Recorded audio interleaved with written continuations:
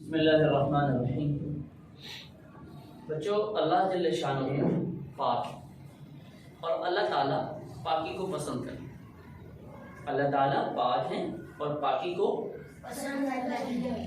اللہ تعالیٰ قرآن پاک میں ایک جگہ ارشاد فرماتے ہیں، کچھ لوگ وہ ہیں جو بہت زیادہ پاک صاف رہنا پسند کرتے ہیں۔ رجال یحبون ان یتطہروا، کچھ ایسے مرد ہیں جو یہ چاہتے ہیں کہ بہت صاف ستھرے رہیں۔ تو اللہ میاں آپ کیا چاہتے ہیں؟ کہ واللہ یحب المطہرین، اللہ تعالیٰ بھی بہت پاک صاف رہنے والوں کو بہت پسند کرتا ہے، بہت پسند کرتا ہے۔ تو بچوں، ہمیں چونکہ اللہ تعالیٰ نے پیدا کیا ہے اور ظاہر ہے ہم بھی یہی چاہتے ہیں کہ ہم ایک ایسے انسان بنیں کہ اللہ تعالیٰ ہم سے محبت کرے، اللہ تعالیٰ ہمیں پسند کرے۔ ایسے ہی نا جی، اللہ تعالیٰ کب محبت کرتا ہے؟ جب ہم اللہ تعالیٰ کی ہر بات کو مانتے ہیں۔ اللہ تعالیٰ یہ چاہتے ہیں کہ جیسے میں پاک ہوں، میں نے اپنے بندے کو بنایا یہ بھی پاک رہے، یہ بھی صاف ستھرا رہے۔ تو اس کے لیے ضروری ہے بیٹا کہ سر کے بالوں سے لے کر پاؤں کے ناخن تک مکمل طور پر ہم پاک بھی ہوں، صاف بھی ہوں۔ دیکھیے، میں ایک چھوٹی سی مثال دوں گا، آپ کو اس سے پتہ چلے گا کہ پاک اور صاف میں فرق کیا ہے۔ یہ میرا کپڑا آپ کو صاف نظر آ رہا ہے نا؟ اس پہ کوئی داغ ہے؟ بولو بچوں، سب بولو، نہیں نا، داغ نہیں۔ یہ میرا کپڑا صاف ہے، لیکن اگر خدا نہ خواستہ بچے نے یہاں پشی کر دی ہو تو پشی نظر تو نہیں آئے گی نا، لیکن کپڑے ناپاک ہے نا بیٹا۔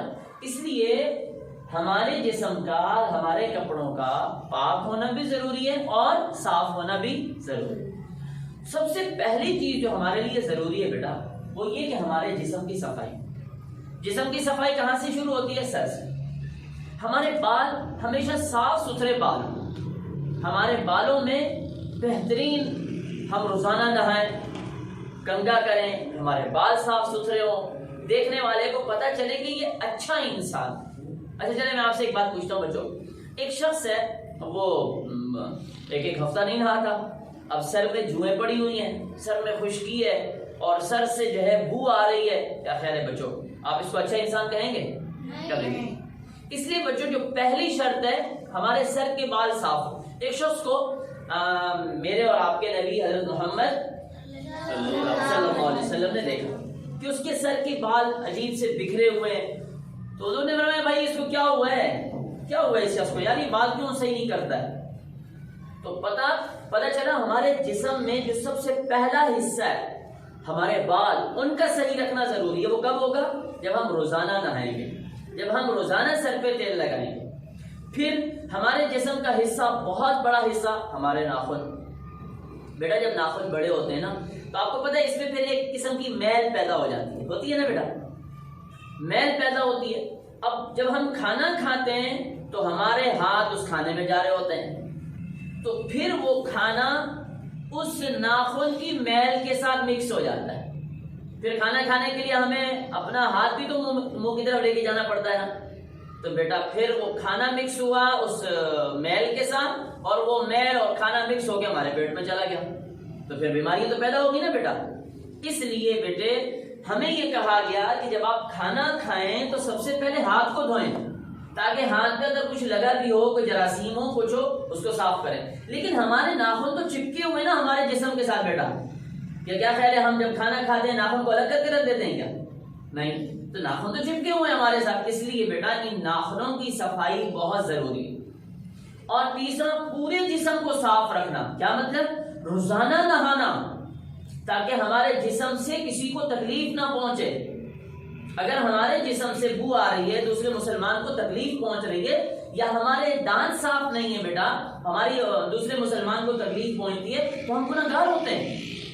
ایک بار حضور اکرم صلی اللہ علیہ وسلم نے فرمایا کہ اگر مجھے یہ خوف نہ ہوتا نا کہ میرے کلمہ پڑھنے والے امتی یہ بیچارے مشکل کا شکار ہو جائیں گے، تو میں ان سے کہتا کہ جب بھی وضو کرتے ہیں یہ ہر وضو کے ساتھ مسواک کریں۔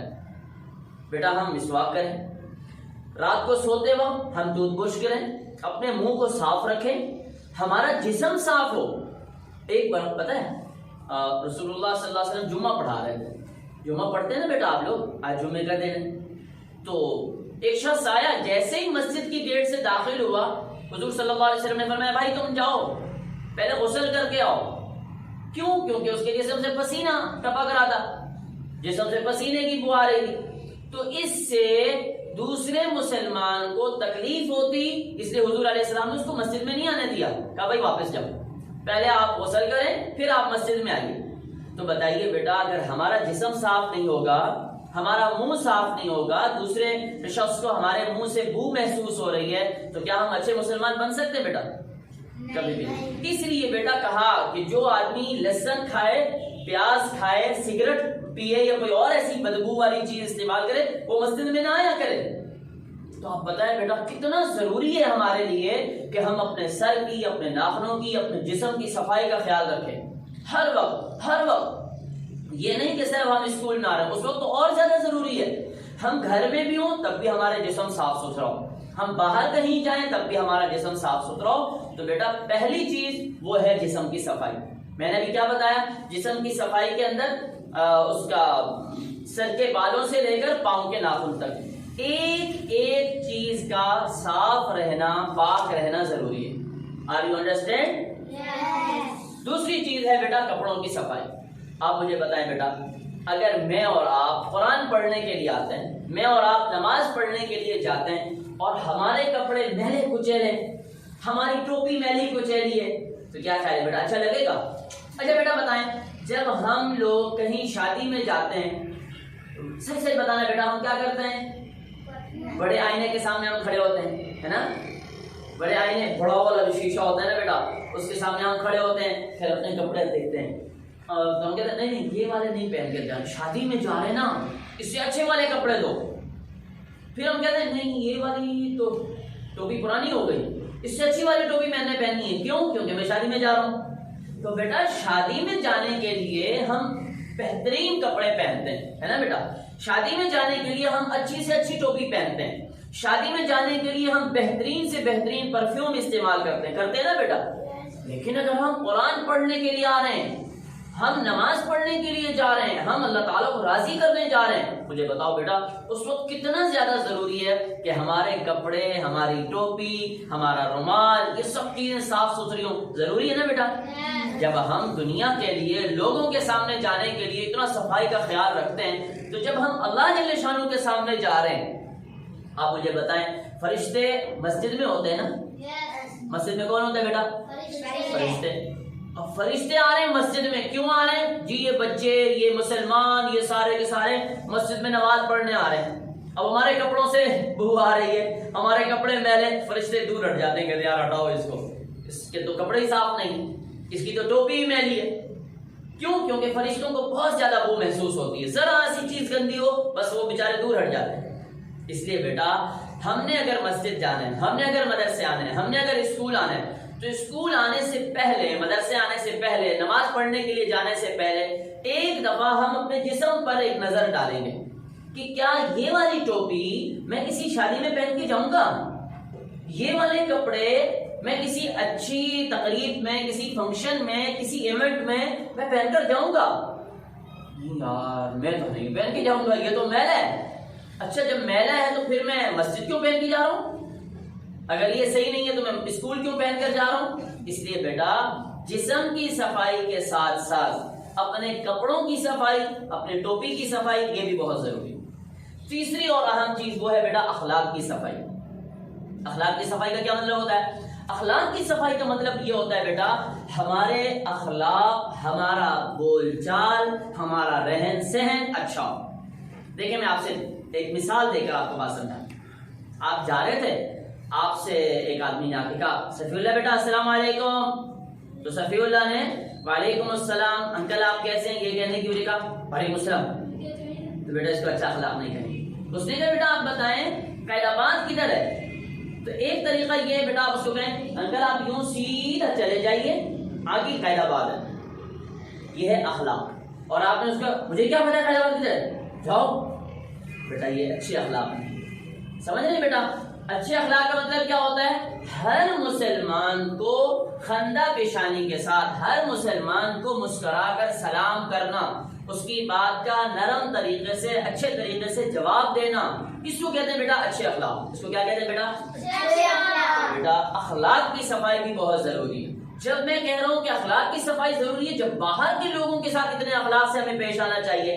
کوئی ہمیں سلام کر رہا ہے، اور پتہ ہے آپ کو بیٹا جب کوئی آدمی کسی کو سلام کرتا ہے نا، آپ ادھر ہیں حذیفہ، یہ دیکھیں اب میں اس کو سلام کر رہا ہوں، میں ان کو ہنس کے سلام کر رہا ہوں، یہ بھی مسکرا رہے ہیں۔ تو جو آدمی مسلمان کو اس طرح مسکرا کے ہنس کر سلام کرتا ہے، تو جب یہ ہاتھ میں لاتے ہیں نا تو اللہ تعالیٰ ان کے گناہوں کو معاف کرتے ہیں، ان کے گناہوں کو معاف کر دیتے ہیں۔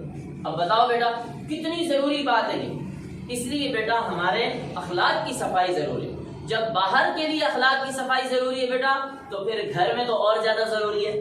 ماں باپ کے ساتھ ہنس کر بات کرنا، اپنے بہن بھائیوں کے ساتھ مسکرا کر بات کرنا۔ ادھر دیکھو بیٹا، جیسے ہم گھر گئے نا تو ہم گھر میں جا کے ہم نے بیگ پھینک دیا، ادھر بیٹھ گئے، یہ بری بات۔ آرام سے اچھے طریقے سے ہم ایک جگہ بیگ رکھیں، جہاں جوتے اتارنے وہاں جوتے اتارے، اب بیٹھ گئے۔ مما نے پوچھا فیضان بیٹا آپ کے لیے پانی لاؤں؟ تو فیضان نہیں پانی نہیں ملے۔ اس کو اچھے اخلاق نہیں کہتے بیٹا، اس کو برے اخلاق کہتے ہیں۔